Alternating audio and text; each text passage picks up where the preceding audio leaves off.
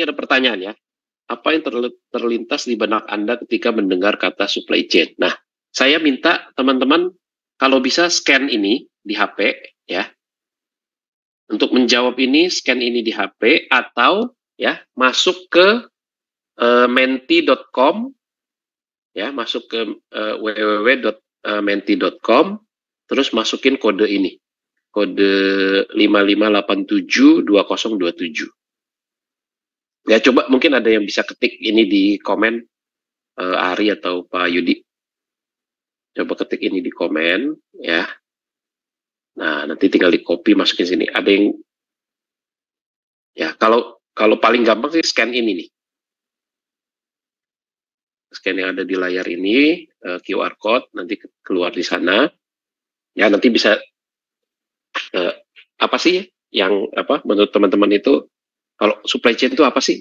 Nah, bisa ketik di sana nanti keluar di sini. Nah, tuh ya udah mulai masuk tuh. Nah, oke ya, pergerakan ya kan? Kompleks, rumit. Siapa yang ketik rumit? Coba. Yuk. Pengen ngobrol rumitnya di mana yuk? Ayo open mic. Ini ya interaktif ya teman-teman ya. Jadi nggak harus ini. Jadi dua arah langsung. Iya, terus santai saja ya. Mbak Dea ya barusan ya. Mbak Dea? Oh Mbak Dea, gimana Mbak Dea? Kenapa rumit? Masih mute. Nah. Rumit. Karena skripsinya kemarin agak rumit lah. Kenapa? Skripsi?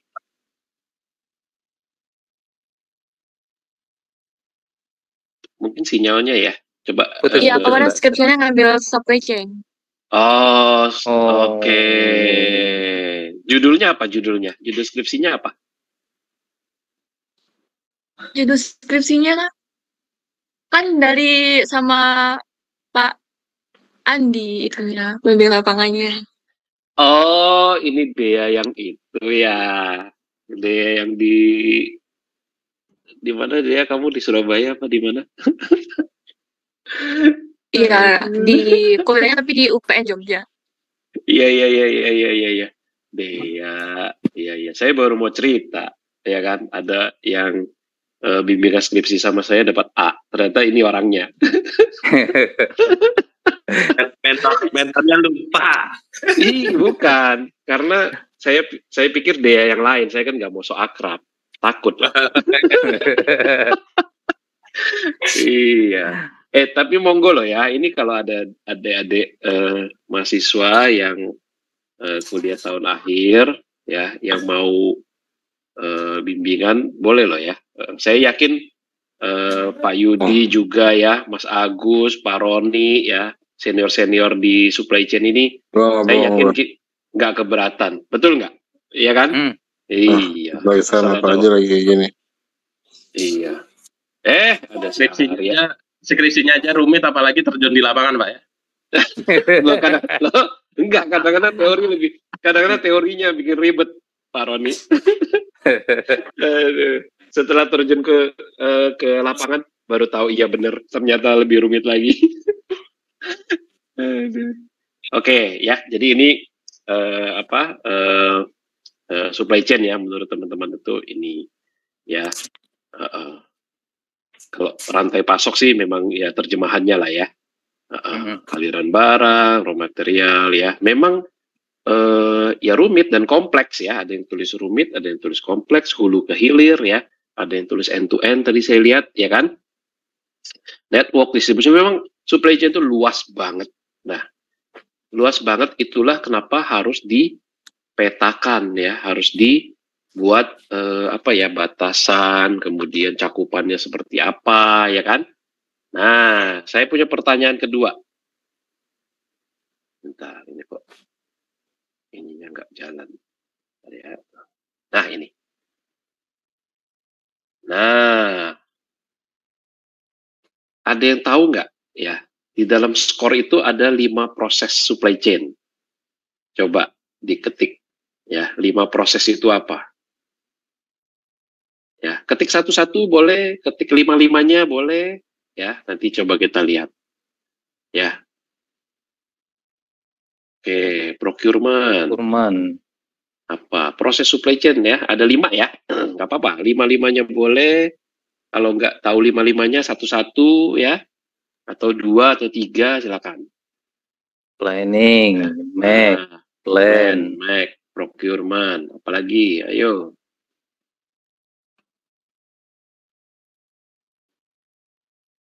Ya, nggak ada yang salah ya, semuanya benar ini, ya. Plan, source, make, deliver. Wah, lengkap ya. Tapi baru 4. Oh, mungkin ini kolomnya nggak cukup. Ya, kalau nggak salah kolomnya cuma 25 huruf ya. Distribusi, procurement, planning, delivery dan return, source, procurement. Ini banyak yang jawab procurement sama source ini ya. Distribusi. Ya. Mas Syukur udah join belum sih? Coba Pak Yudi coba cek yang join kita malam ini. Ada nggak Muhammad Syukur? Karena dia mau melemparkan pertanyaan yang menarik di LinkedIn.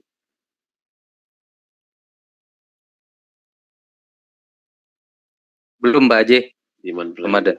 Oh nggak join ya dia ya. Oke. Dia melemparkan pertanyaan menarik. Tapi nanti aja kita tunggu ini dulu. Distribusi, delivery, return planning, demand planning, produksi, forecasting, inquiry, plan, source, make, return. Oke. Ada lagi nggak? Inventory. Nah. Ya, tidak ada yang mengetik warehouse ya. Proses supply chain warehouse. Nggak ada ya. Ini baru 26 responden nih. Belum semuanya. Yuk. Apa yuk? Retur malah banyak ya. Retur, plan,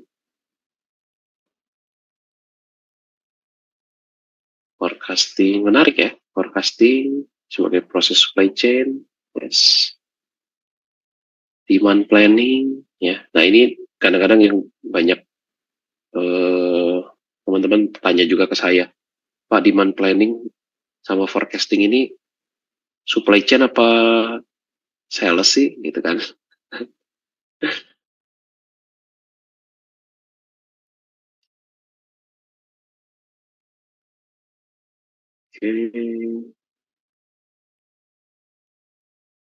Inquiry, stok mumet. Siapa yang ketik stok mumet? Yuk kita ngobrol yuk.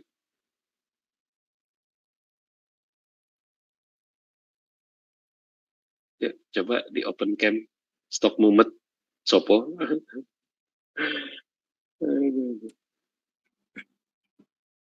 Oh ini ada yang nanya nih, kalau mau skripsi free, Sion, free kah Pak? Free, ya. Ntar kalau ketemu paling traktir makan aja. Coba tanya Dea, coba tanya Dea, ya. Ini ya, Lutfi, Mas Lutfi ya yang jawab stok mumet ya. Nah, kenapa itu Pak? Ayo, kenapa itu?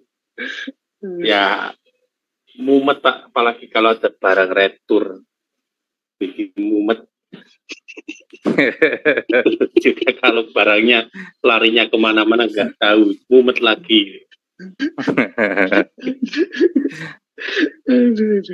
Ya memang inventory ini satu binatang yang apa ya? Ya kadang jinak, kadang liar ya kan. Kadang kita butuh, kadang kita nggak butuh ya kan. Wah inventory ini kalau ngebahas inventory itu 3 hari 3 malam nggak selesai loh. Kalau banyak banget hal yang harus kita pelajari dari ini. Benar-benar inventory itu benda unik. Apalagi kalau udah ngomong retur ya Pak Aji. penanganan dari awal, dokumen, barang datang, penyimpanan kembali. Kalau kurang-kurang ya seperti Mas Lutfi tadi ngomong, mumet. Iya, saya pernah melakukan recall barang FMCG seluruh Indonesia. Waduh, itu udah kayak project itu, kalau nggak di itu bisa gila itu. Project recall barang kecil-kecil gitu. Oke ya. Nah, ini di chat box tadi saya baca ada yang mengatakan ini nih. Perencanaan pengadaan produksi penyimpanan retur. Mas Tamba Silaban ya. Jadi hampir ya. Hampir ini. Ya, hampir karena si skor ini ya dalam merumuskan proses supply chain dia tidak mengatakan penyimpanan itu adalah salah satu proses. Ya, jadi warehousing itu bukan proses supply chain. Ya, jadi kenapa nggak masuk warehouse ya? Ini sih ada yang ketik warehouse juga di sini. Ya, kenapa nggak warehousing itu nggak masuk? Ya, karena penyimpanan inventory itu ya sebenarnya bagi kita di supply chain itu adalah waste. Ya, kalau ada yang ingat 7 waste atau 8 waste ya, 8 waste itu salah satunya adalah inventory. Inventory itu sebenarnya waste, apalagi warehouse-nya ya kan yang nyimpan inventory gitu loh. Makanya di dalam proses supply chain itu dirumuskan oleh para ahli itu tidak menjadi prosesnya supply chain. Jadi proses supply chain apa? Di sini ada yang bilang plan ya, itu tadi ada yang hampir lengkap itu. Plan, source, make, deliver ya. Nah ini kan kurang satu nih. Plan, source, make, deliver, satu lagi adalah return ya. Kenapa retur dimasukin dalam proses tapi penyimpanan atau warehouse enggak? Nah ini kan pasti banyak yang nanya kan, bukannya retur lebih waste lagi? Betul nggak sih? Betul nggak? Ada yang bingung nggak? Coba ya. Kalau nggak ada yang bingung, saya nggak perlu jawab. Saya nanya sendiri, jawab sendiri ntar.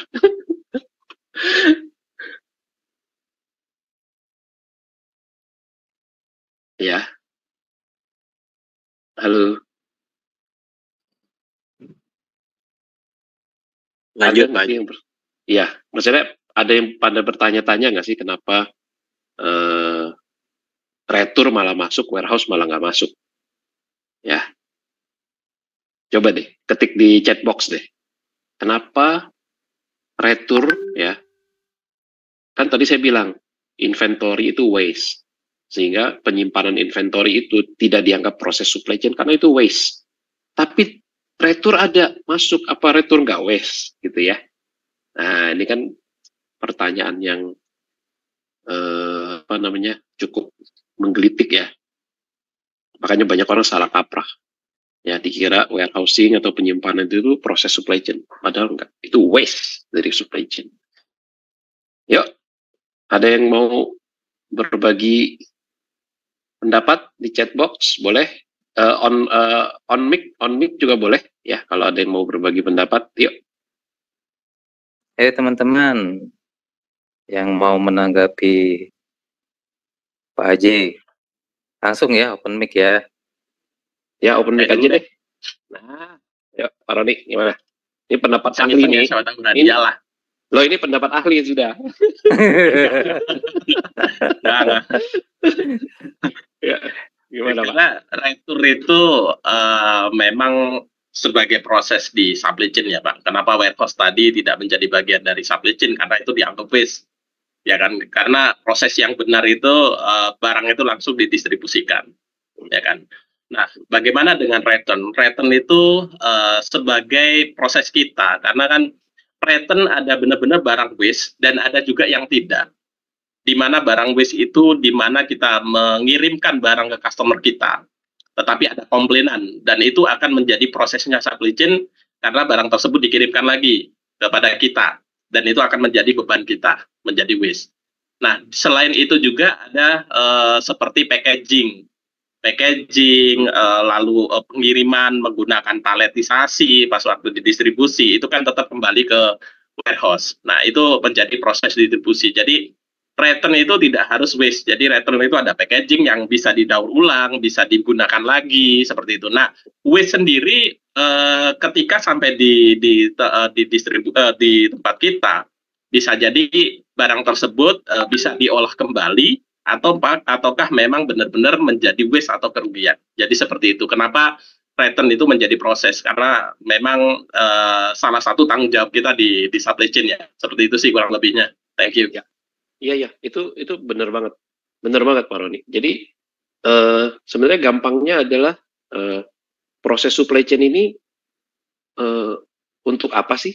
Ya, proses supply chain ini untuk sebenarnya tujuan utamanya adalah untuk memberikan kepuasan kepada pelanggan, ya kan? Nah, kalau kita ngomong penyimpanan, si customer tidak merasakan keuntungannya daripada kita menyimpan barang gitu, ya kan? Dan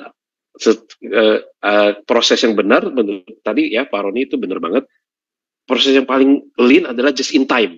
Ya, tidak ada barang yang tersimpan gitu kan ya. Makanya kalau ada ya itu waste ya. Nah, tapi kalau retur benar banget. Nah, karena nggak semua retur adalah waste ya. Pun misalnya retur itu adalah suatu waste ya, misalkan karena gagal produksi, customer komplain, tetap tujuannya kan membuat kepuasan kepada konsumen, ya kan? Nah, kepuasan kepada konsumen inilah yang masuk dalam proses. Nah, termasuk tadi ada packaging ya. Kalau dulu saya di FMCG, setiap hari kita pasti ada retur botol kosong, ya kan? Nah, untuk di refill lagi, ya kan? Nah, nanti untuk konsumen itu kenapa retur itu ada di proses supply chain, tapi penyimpanan atau warehousing itu tidak, ya. Nah, tapi makanya nanti ada konsep value added, ada konsep non value added, ada konsep necessary non value added, kayak gitu gitulah ya. Nanti kalau mau kita nanti belajar di webinar ya. Nanti kita ada webinarnya loh ya. 8 ways ya dan continuous improvement. Nanti saya jelasin. Ini saya ada pertanyaan 2 lagi ya, sorry ini. Teman-teman jangan bosan ya. Saya sebentar ini kok nggak jalan ini. Ada. Nah, ini. Nah, ini saya pengen tahu aja. Teman-teman sekarang bekerja ya di proses core yang mana? Yang tadi ya ada plan, source, make, deliver, return ya. Oke, orang yang jawab plan ini nih biasanya orang PPIC nih ya. Oke. Plan, source, kalau source itu nah semuanya nih kayaknya Pak Roni nih. Kalau source itu procurement ya, purchasing, buyer ya, yang ngurusin impor tadi Mbak siapa tadi Pak Yudi kita ngobrol di awal ya, yang ngurusin impor. Barista. Nah barista kayaknya yang jawab semuanya nih barista juga ini. Ya. Karena tadi infonya memang pegang banyak ya. Pegang semuanya dia. Ya kan, itu source ya kan, source itu procurement, impor, buyer, purchasing, vendor management itu ada di source. Kemudian make ya, make itu ya di pabrik ya, pabrik termasuk R&D, termasuk orang QA ya, termasuk operator packaging misalnya atau operator di manufacturingnya gitu ya, itu masuk di make. Kemudian kalau untuk deliver dan return itu biasanya orang-orang kerja di logistik ya, orang-orang yang kerja di logistik ini bagian transport, bagian warehouse, apalagi ya Pak Yudi, ya kurir ya, orang-orang yang kerja di logistik lah, ya kan. Nah itu di deliver dan return. Kalau kayak ini ada demand planning ya. Nah, demand planning ini seperti tadi tuh ada pertanyaan, kenapa ini demand planning ini masuk supply chain apa masuk sales sih? Ya kan, karena ada juga demand planner yang reportingnya ke supply chain ada juga loh. Ya, tapi menurut saya sih idealnya itu ownernya si demand planning ini dikuasai oleh marketing dan sales ya, karena mereka yang tahu market, mereka yang tahu demand ya, kemudian baru diejawantahkan ke dalam supply chain sebagai supply planning ya. Jadi demand planning forecasting itu menurut saya sih ranahnya orang-orang komersial ya. Nah, hasil daripada demand planning dan forecasting itulah yang masuk ke supply planning ya. Kita cek di chat box ya, chat box.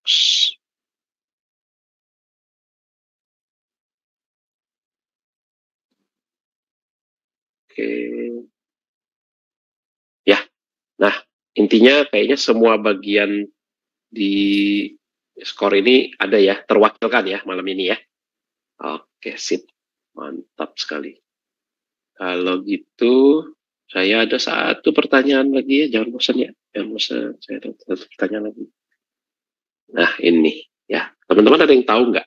Ya, ada satu permainan simulasi supply chain ya. Yang kalau kita belajar ini, ya, kita tuh jadi ngerti ya, jadi tahu oh supply chain itu kompleksitasnya seperti ini. Ya, itu ada satu permainan ya yang diciptakan oleh profesor tahun 1950-an ya, profesor di universitas di Amerika sana, ya mereka menciptakan permainan ini, simulasi supply chain. Ada yang tahu nggak ini permainan namanya apa?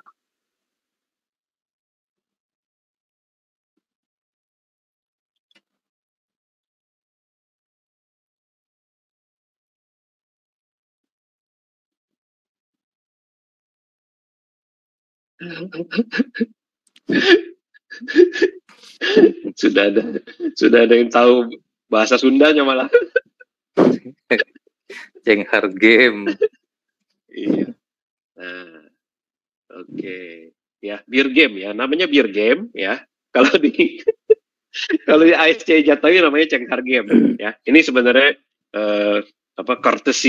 courtesy-nya Pak Andri ya, yang punya Ponyo restoran ya. Beliau mengatakan, yuk kita sebut aja Cenghar game ya. Dan beliau di Ponyo itu memang ada satu minuman namanya Cenghar. Itu enak banget ya. Nah, jadi daripada kita sebut bir, kita sebut Cenghar ya. Nah, ini teman-teman saya punya video ya. Sebentar, agak susah ya. Bentar ya, saya stop share dulu ya, bentar ya. Saya ada video ya yang menjelaskan si beer game ini ya. Jadi buat teman-teman yang belum tahu atau belum pernah main beer game ya, atau kita ini dulu apa namanya, kalau ada yang sudah pernah main beer game ketik di chat box dong, saya gitu. Kalau ada yang udah pernah main beer game, ketik di Yo, yang sudah pernah memainkan beer game, simulasi beer game, ketik di chat box saya gitu ya. Ya. Atau belum ada yang pernah? Ada pasti. Ya, Mas Agus tuh. Agus Wayono. Pak Awa. Udah sering dia. Nah, itu dia. Satu. Satu lagi. Oh ya, nggak apa-apa ya. Udah lewat ya masa kampanye. Cepat mencari data gitu. Iya. Nah, ini kok kampanye sih, Pak? Kesana sih. Apa-apa? Kok kampanye sih? Lah ini loh. Nih, Mas Agus juga nih, Mas Agus Warsito, saya satu tapi kalah. Aduh, tolong ya. Nah, ini cuma 3 orang ini yang pernah main beer game dari 40 9. 50 orang yang main di yang ikut podcast ini cuma 3 orang ya yang udah pernah main beer game ya.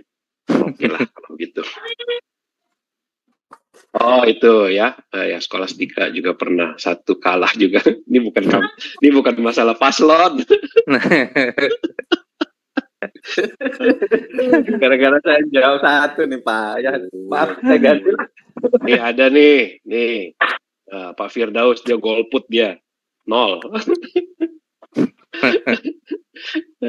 Sinurat. Nah, Sinurat belum pernah main tapi menang dia. Mulai ngaco nih. Ya, kembali ke laptop lah. Aduh, udah mulai ngaco. Ya, nih saya ada 3 video ya yang menjelaskan beer game. Saya mulai dengan yang bahasa Inggris dulu, terus yang bahasa Indonesia, terus bahasa Inggris lagi ya.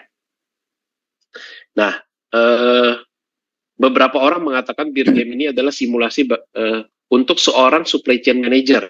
Untuk supply chain head, ya, dia dikasih simulasi ini untuk sebenarnya ini permainan mengambil keputusan, ya. Nah, ya, daripada saya jelasin, kita nonton aja deh. Ya, ini bahasa Inggris tapi simple kok bahasa Inggrisnya, nggak ribet. Udah kelihatan belum screen saya? Udah Pak Haji. Udah ya. Oke, kita gedein. Ya, ini the beer game ya.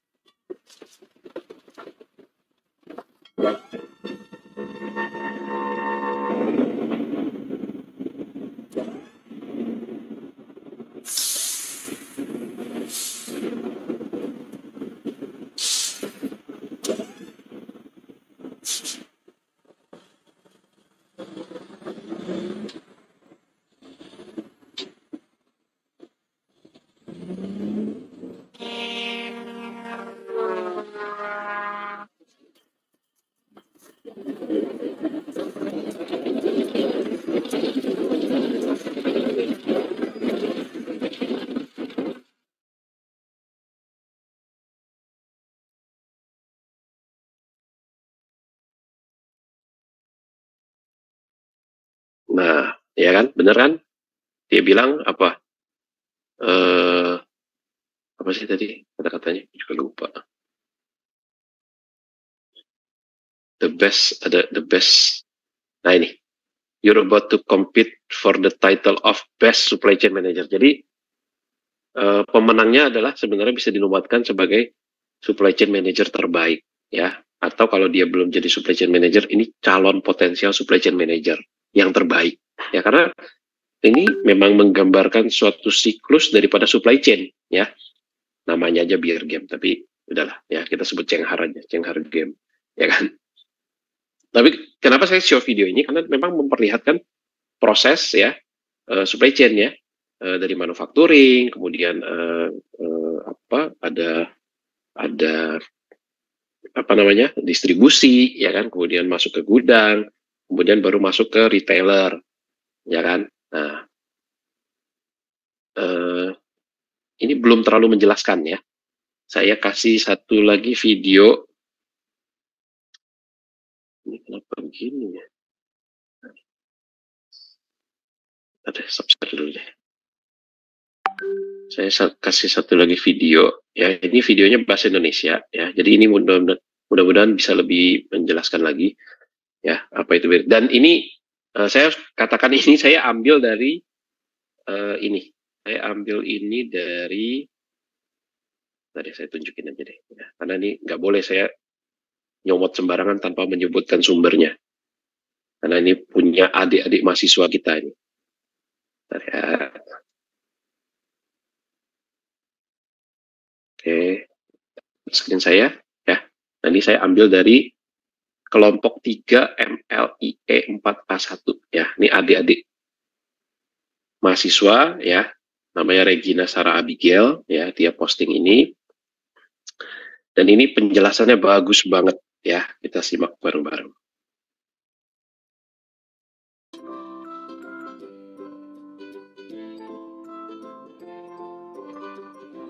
Apakah simulasi beer game ini? Simulasi beer game merupakan suatu permainan sederhana yang merepresentasikan rantai pasokan dari distribusi barang atau produk. Simulasi beer game ini digunakan untuk mempermudah pemahaman mengenai konsep-konsep supply chain management. Simulasi beer game ini terdiri dari 4 entitas supply chain, yaitu retailer, wholesaler, distributor, dan manufaktur, yang setiap entitasnya terdiri dari satu pemain. Setiap rantai pasokan memiliki tugasnya masing-masing. Manufaktur bertugas untuk memproduksi, dan ketiga entitas lainnya bertugas untuk mengirimkan unit bir hingga sampai ke customer eksternal di ujung hilir rantai pasokan. Tujuan dari pemain dalam simulasi beer game ini yaitu setiap entitas harus memenuhi setiap pesanan bir yang masuk.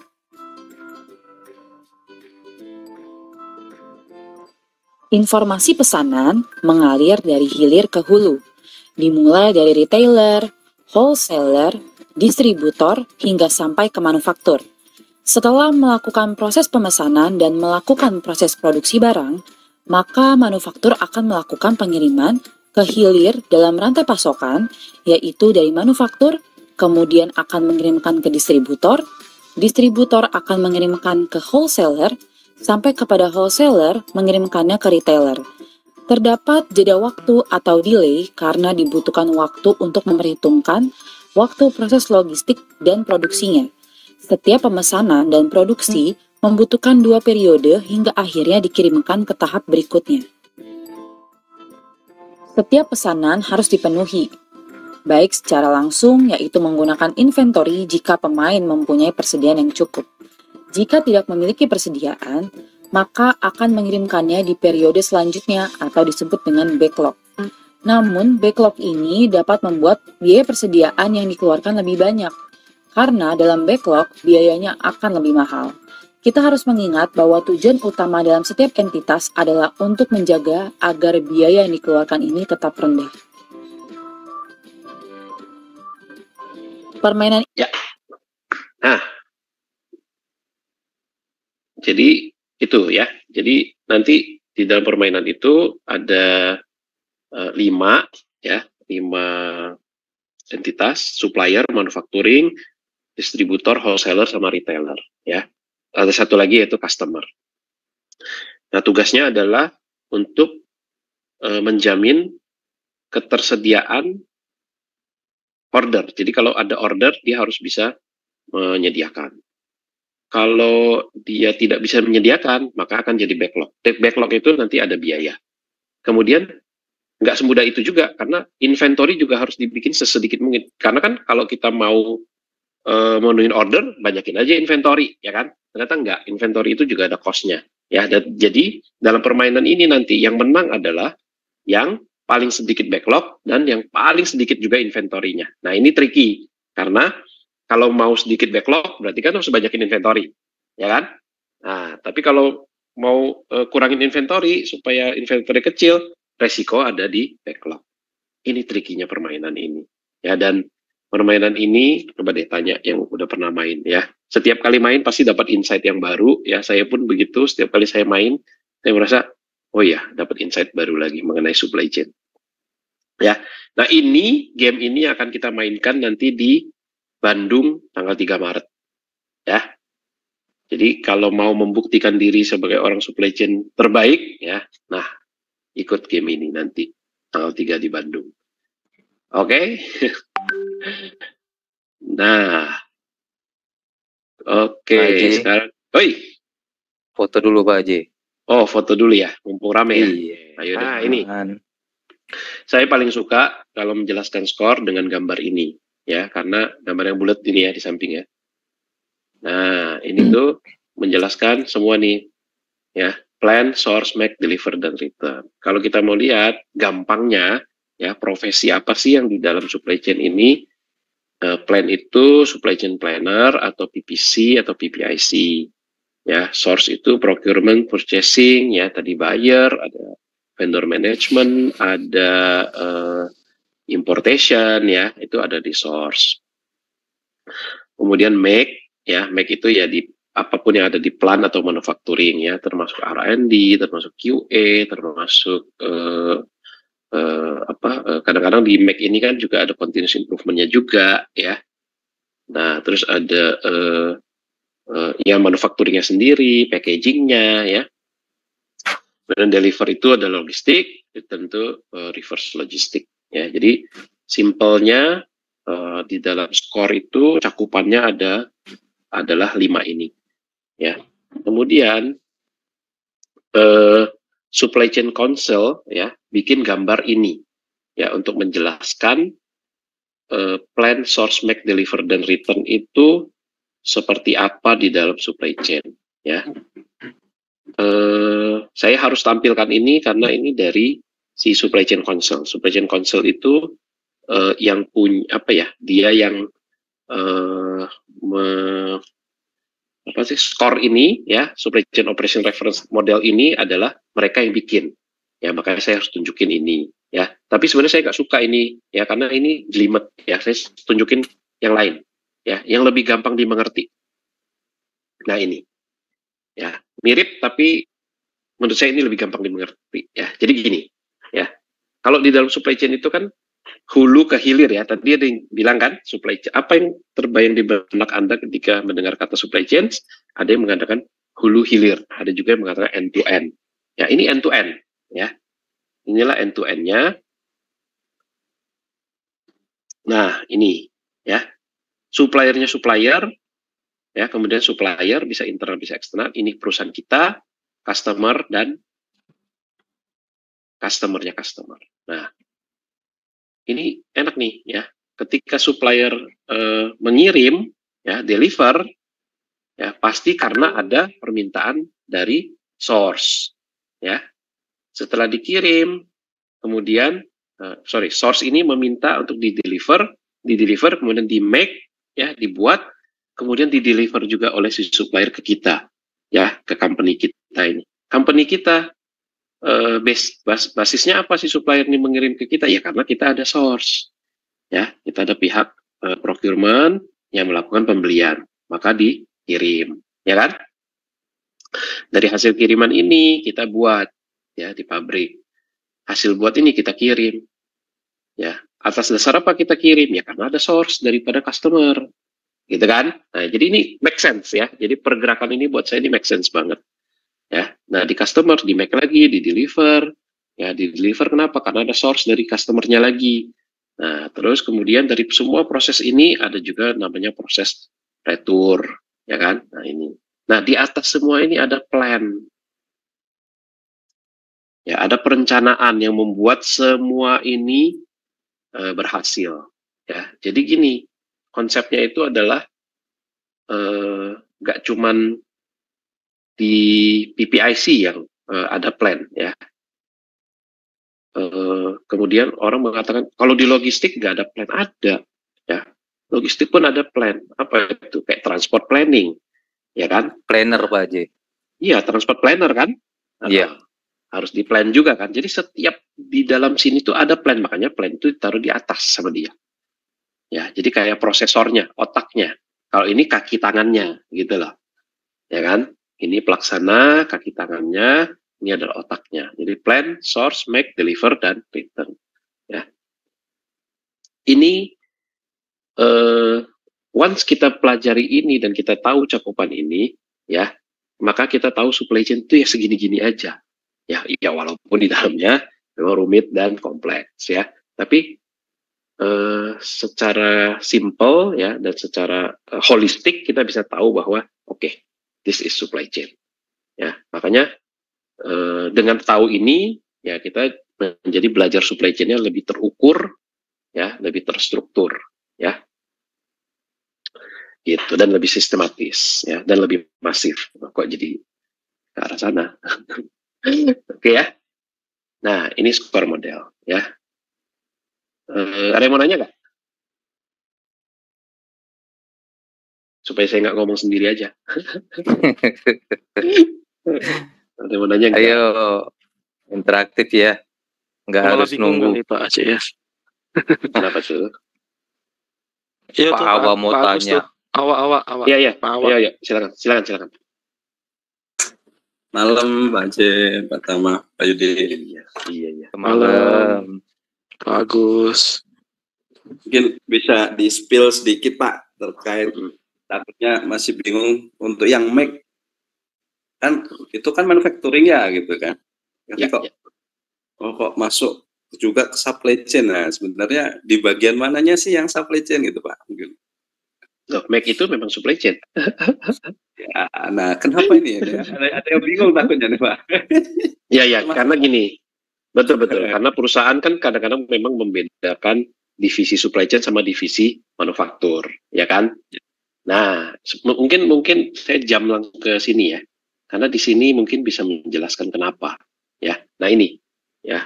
Kalau si Mac ini atau si manufaktur ini saya menyebutnya sebagai complex kingdom ya, the most complex, karena dia memang kompleks banget ya.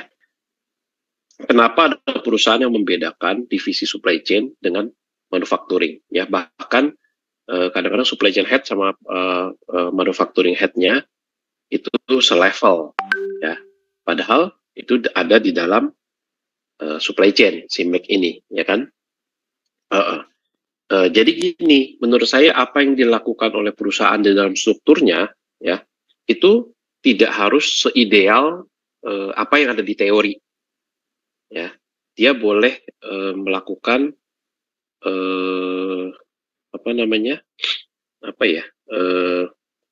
penyesuaian gitu kan ya. Ya, penyesuaian sesuai dengan apa yang dibutuhkan ya. Kebutuhan organisasi kadang-kadang, Pak Haji. Betul, kadang-kadang manufacturing ini serumit ini gitu ya. Makanya saya gambarkan manufacturing ini kerajaan sendiri ya. Maka mungkinlah perusahaan menganggap oh ini sangat kompleks makanya dipisahkan dari yang lain ya. Nih, kalau kita lihat ya, ini apa enggak kerajaan sendiri sudah ya kan? Karena dia ada HRNGA sendiri kadang-kadang ya. Kalau di perusahaan saya dulu ya, waktu saya masih bekerja di manufacturing ya, ini semua ada ya. Jadi ada HRNGA-nya sendiri ya. Selain ya produksinya, R&D, ada packaging, ada QC, ada maintenance ya. Ada safety, orang safety-nya sendiri.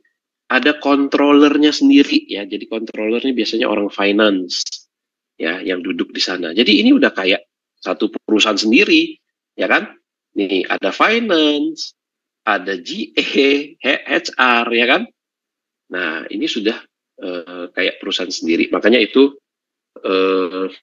kadang-kadang memang banyak perusahaan yang memisahkan antara supply chain dengan manufacturing ya. Tapi idealnya manufacturing itu kalau di perusahaan saya dulu waktu saya masih di manufacturing, si plan manajernya ya atau si kepala pabriknya report ke supply chain director ya.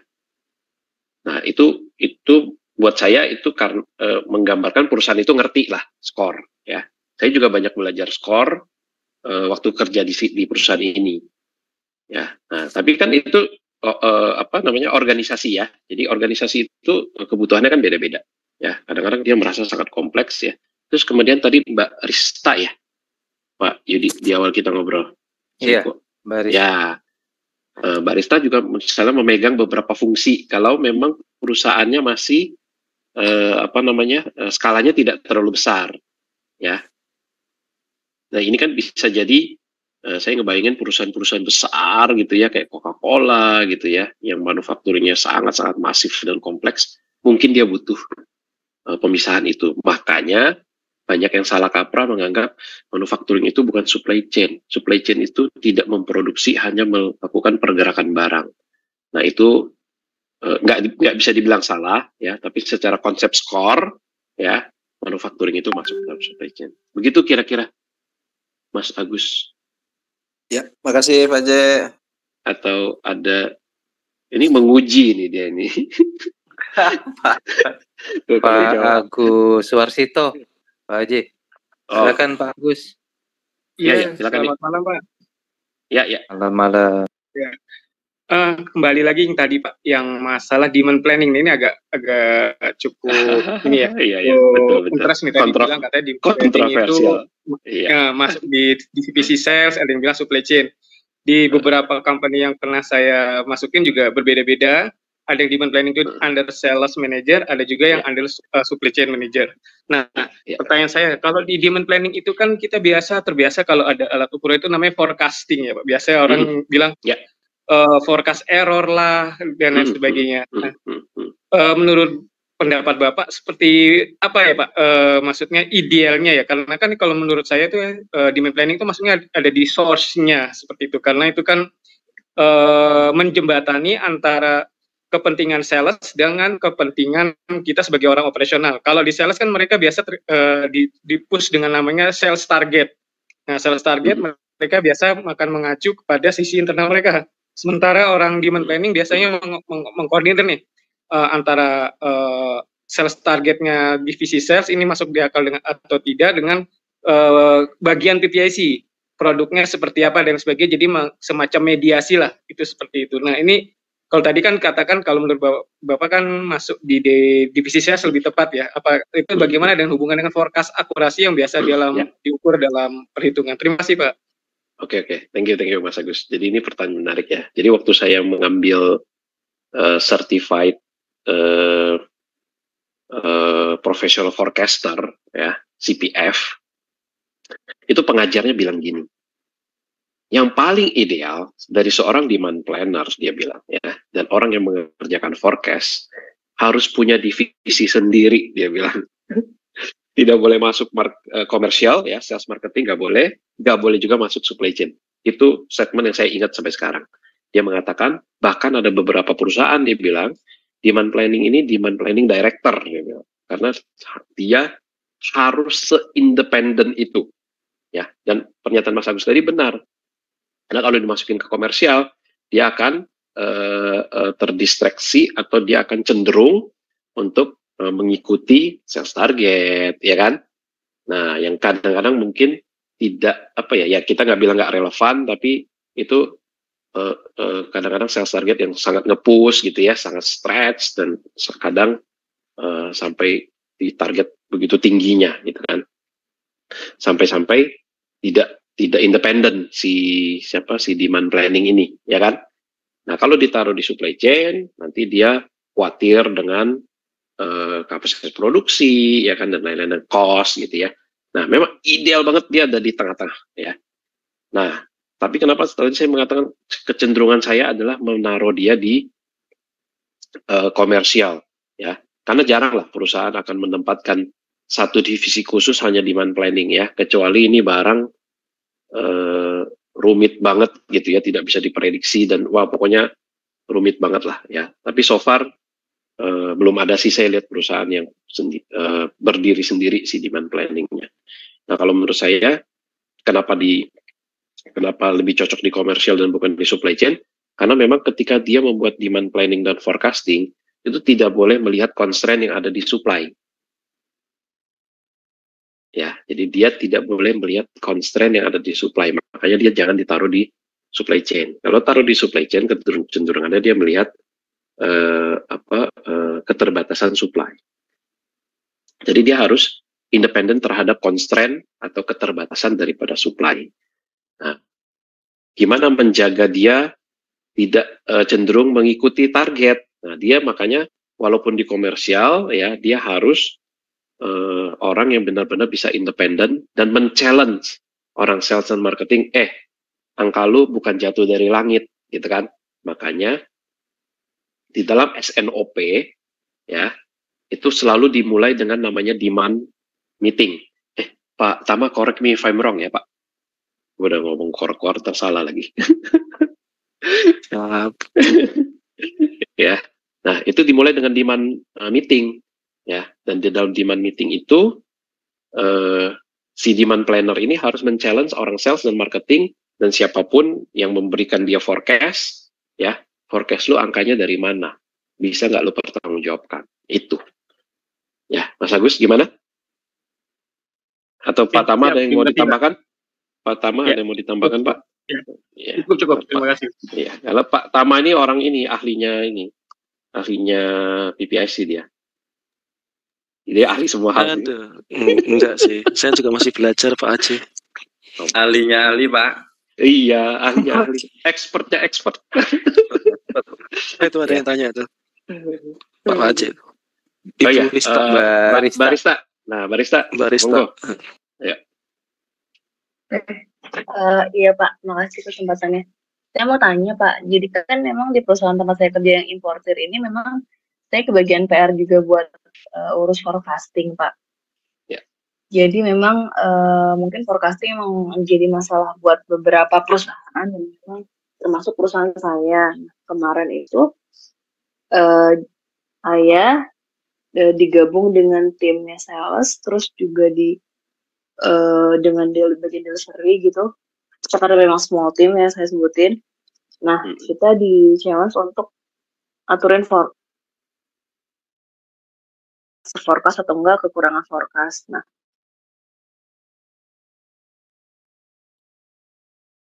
pasti saya juga agak benar, karena kan memang dari pusat itu pada saat kita mau order itu kan mereka kan ada planning sendiri juga. Kan dari hulu ke hilir kan berkaitan gitu ya Pak.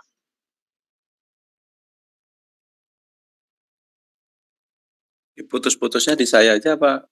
Iya, putus-putus. Barista. Putus-putus barista. Gitu loh Pak. Putus-putus barista. Iya. Coba bisa diulang. Halo. Ya, dan terutama ini saya mau didengar sama Pak Tama ini, dia yang bisa jawab. Oke. Jadi bisa. Ampun. Saya di kantor itu di challenge Pak, karena memang forecast perusahaan importer tempat saya kerja itu memang bisa dibilang agak berantakan gitu ya, agak jadi tantangan gitu. Nah, akhirnya diadakanlah meeting saya dengan tim sales kayak gitu. Kita coba ekspor ordernya ada berapa, kita plan ke pabrik berapa. Jadi udah ketahuan tuh forecast 1 tahun tuh gimana seberapa banyak. Cuman yang jadi tantangan buat saya karena memang atasan saya itu memberikan mandat gitu ya Pak. Maksudnya coba tolong di make sure bahwa yang kita order itu sudah sesuai dengan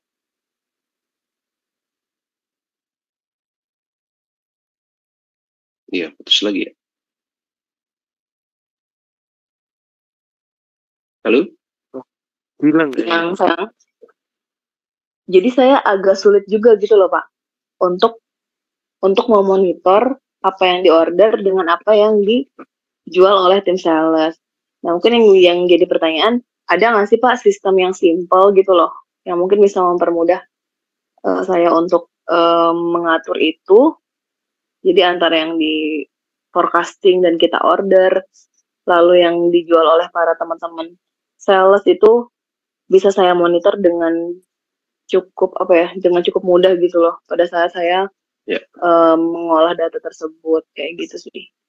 Barista ini perusahaan trading ya, bukan manufacturing ya?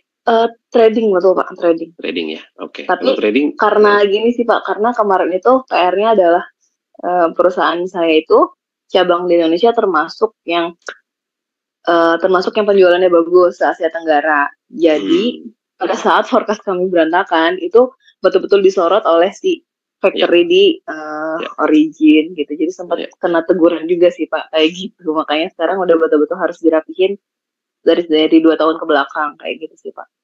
Ya, oke. Kalau perusahaan trading kayaknya yang bisa jawab nih Pak Tama ini. Pak Tama. Halo. Pura-pura hilang sinyal. Pura-pura hilang sinyal dia.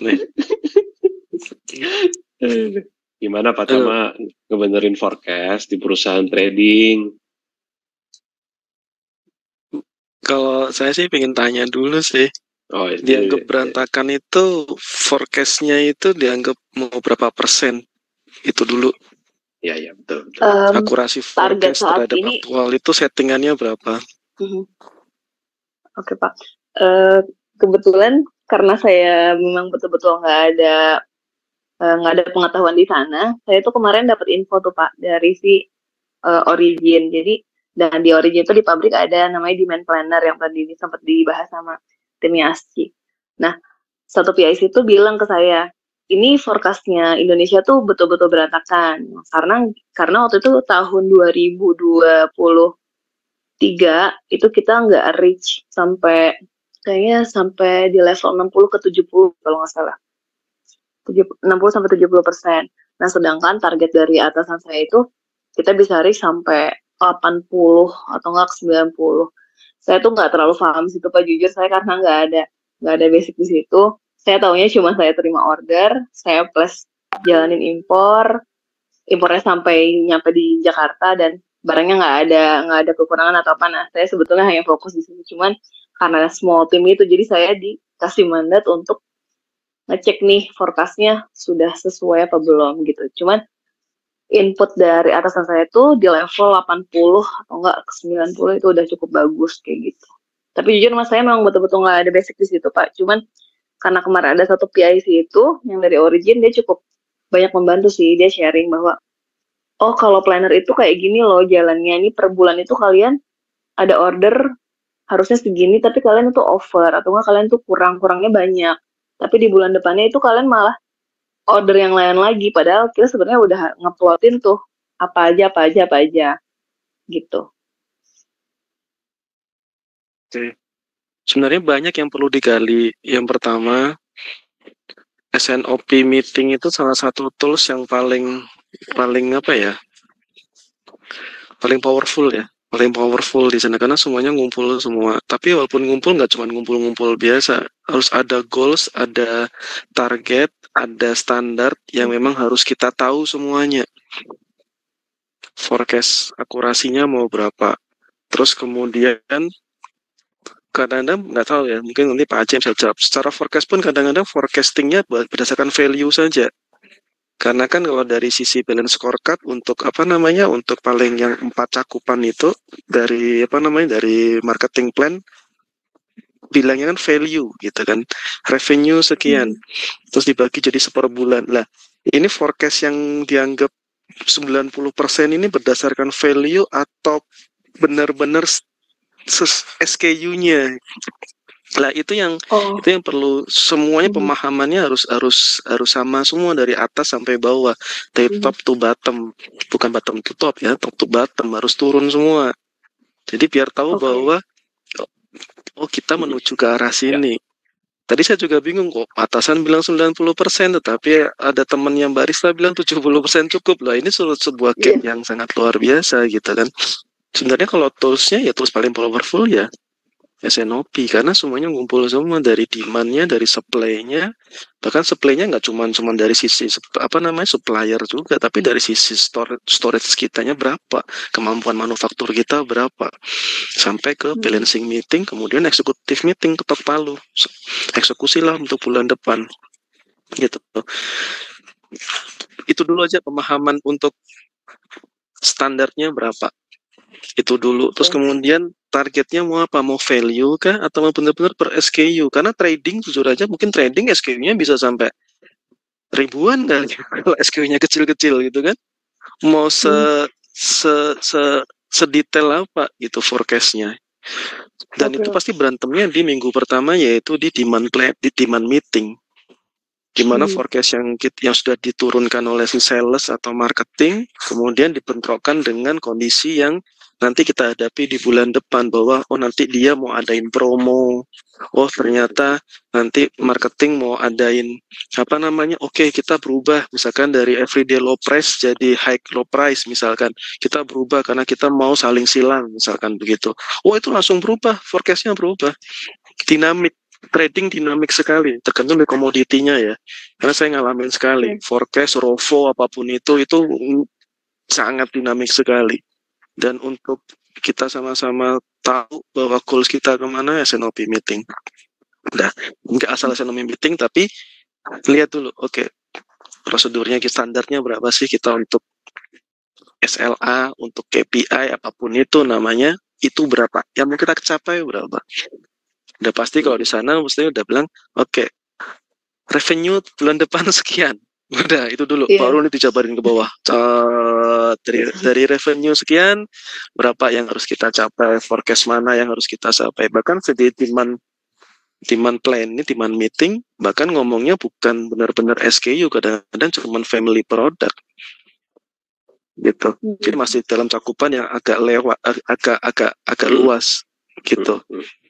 Misalkan family product sama item itu agak beda ya. Kalau bahasa di PPIC family product itu bahasanya kalau misalkan kulkas, ya kulkas, tapi tidak mengacu bahwa kulkas yang mau 2 pintu atau 1 pintu. Kalau udah ngomong 1 pintu, 2 pintu, warna hitam, volumenya 400 liter lah, itu udah ngomongnya udah SKU. Biasanya di demand meeting itu ngomongnya masih family product. Gitu, biasanya ya. Karena sales atau marketing ngasih apa namanya, ngasih forecast untuk bulan depan biasanya nggak mengacu kepada produk yang benar-benar detail satu item atau satu SKU tertentu. Oke, kayak di tempat saya ada masker, ada daily product, ada food and beverage. Di meeting minggu pertama, marketing cuma bilang gini, saya mau mengajuin promo masker. Sudah family product tuh. Nanti promo itu akan diturunin, nanti kita naikin untuk yang food and beverage. Harganya kita agak up dikit. Nanti baru ngomongin mau channel yang mana. Nah, mau GT atau MT. Nah, kalau trading kan bahasanya udah seperti itu ya. Itu diomongin di minggu pertama di demand meeting. Nah, itu yang konsep-konsep itu yang perlu teman-teman harus tahu dari top to bottom. Itu harus tahu semua. Supaya nanti SNM meeting kayak barista masih bingung, ini gimana, forecast-nya harusnya berapa sih, gitu kan, akurasinya bagaimana. Kalau masih ada orang yang bingung, berarti masih belum tahu goals-nya kemana atau standarnya apa. Itu dulu. Itu dulu, Mbak. Langkah pertama itu dulu, Mbak. Menurut saya ya, karena kalau itu kita ngelewatin itu tanpa ada standar, percuma nanti lama-lama juga dianggapnya, oh kalau forecastmu berantakan terhadap aktualnya nggak sesuai dengan forecast. Oke, dianggap berantakan tuh berapa sih? Apakah 70% dianggap berantakan? Yang gitu. Nah itu. Gitu. Baru dari situ ada gap, ada gap antara aktual dengan forecast, itu yang kita sasarkan, mau penyelesaian masalahnya seperti apa. Gitu, kita mau sasarkan kemana, ke demand-nya kah atau ke supply-nya kah, seperti itu sih. Masih cukup gambaran besar, tapi setidaknya langkah-langkahnya harus itu ya, harus ada gitu. Itu sih Mbak Rista dari saya. Terima kasih Pak Tama. Mungkin dari Pak Agus, apa Awak, Pak Syahroni, atau Pak Haji? Mungkin sedikit nggak nambahin sih, mengafirmasi aja Pak Tama. Monggo. Ya, kalau dalam konteks perbaikan berkelanjutan itu memang poin penting pertama adalah clarify the problem ya Pak ya. Jadi benar-benar apa sih masalahnya gitu.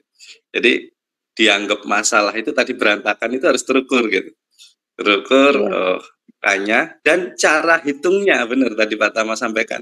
Oh, cara hitungnya ternyata per agregat atau per SKU atau per value-nya saja atau per family product. Nah, itu yang harus disamakan dulu bahasanya. Jadi benar-benar clarify the problem, Mbak. Jadi yang dianggap masalah itu apa, terus tolak ukurnya apa gitu.